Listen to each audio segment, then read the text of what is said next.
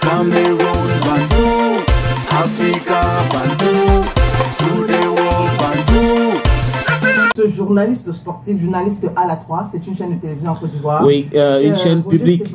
Oui, une chaîne publique, oui. ouais. Roger Stéphane, qui donc a parlé de cette interrogation au cas Didier Drogba et Salomon Kalou. Et à leur sujet, il dit, ils font quoi pour le football local, même cela? Et si on avait un Weah, entendez, Georges Weah, oui, et Samuel Eto'o-Fils.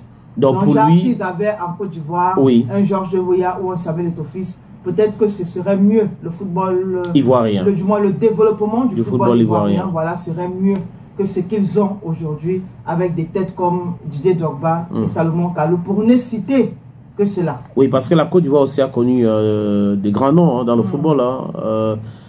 Laurent Pokou, c'est depuis longtemps, il avait le record de meilleur buteur de la CAN et Eto'o-Fils avait battu cela. Mais on peut citer Drogba, on peut citer Yaya Touré, on peut citer Kolo Touré, on peut citer Salomon Kalou.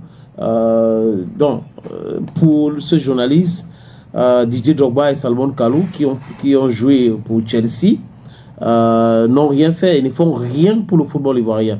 Je comprends pourquoi c'est difficile pour Didier Drogba de gagner quoi que ce soit, parce qu'il a essayé, ça n'a pas donné pour lui. Je parle de la présidence de la FIF, la Fédération Ivoirienne de Football. Donc, si un journaliste sportif ivoirien commence à vous demander que si on avait un Eto'o ou on avait un George Oponweah, vous comprenez qu'un prophète n'est jamais reconnu chez soi. Eto'o est vilipendé, critiqué, noirci à longueur de journée pendant ce temps au Togo. Vraiment, on le met en haut là. Au Burkina Faso, il est en haut là. Au Bénin, il est en haut. Il y a quelqu'un qui m'avait écrit du Burkina Faso, du Bénin, qui est parti au Togo et qui conseille aux Camerounais qui vient au Togo de ne pas mal parler de Samuel Eto'o-Fils. Ouais. Que les Togolais ne vont jamais accepter cela. Et qu'au Bénin, c'est exactement la même chose. Donc, bon, c'est le Cameroun. Hein. On a l'impression que certaines personnes dorment mal. Et quand ils se lèvent, il faut insulter. Critiquer, c'est bien. Parce que critiquer, c'est construire. Mais insulter, c'est très mauvais.